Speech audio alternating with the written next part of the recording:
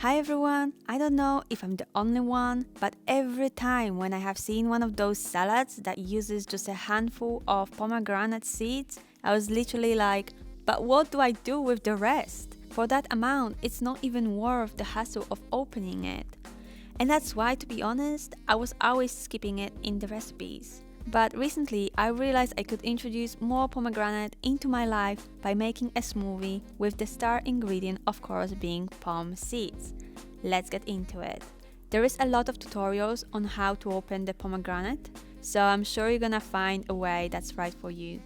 But essentially, I like to cut the top first and make cuts around the edges where there is a hump, as this is where the membrane wall is, so you don't cut through the seeds themselves. It's very messy, so make sure you're away from white walls and you're not wearing nice clothes.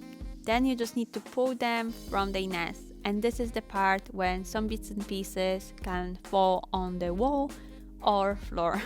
And just make sure to remove any white membrane from the bowl if it has fallen in during the extraction process, because it's quite bitter. Put all of the seeds into the blender with 1 cup of water or milk of your choice and blend away. Afterwards, just strain it with a sieve. Use a sieve with smaller holes or even better mesh bag if you have one. And there you go, we have pomegranate juice. But please don't use the store-bought pomegranate juice. I know it's tempting because it's easier, but it has huge amounts of sugar and very little nutrients, as they are heated in 95 degrees Celsius to kill off the bacteria. And at the same time, they are killing all of the enzymes and vitamins, especially vitamin C.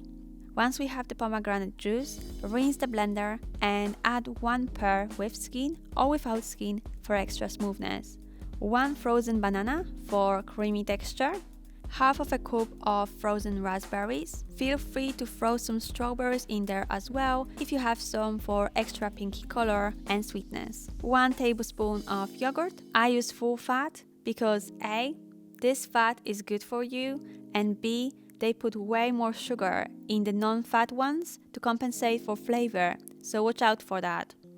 And 2 tablespoons of rose water or rose syrup, which is basically the secret ingredient of this smoothie. Seriously, if you just try it out and get that rose hint at the back of your tongue with every sip of the smoothie, you will thank me. And lastly, pour in the pomegranate juice, all of it. I left a bit because I needed it for another recipe later.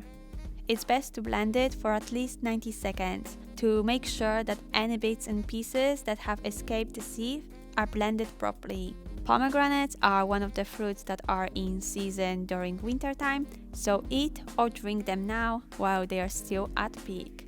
And there is nothing else to do but pour in the smoothie into glasses and enjoy with some pomegranate seeds on top if you like. Let me know down in the comments if you have tried the recipe and what you think. Thank you so much for watching, and I hope you enjoyed the video. And if you did, make sure to hit the like button and subscribe for more Mugelicious recipes. And if you're a coffee lover, you might want to check out my Amazon merch with the cutest designs ever. The link is in the description box below. Have a terrific day and see you next Thursday.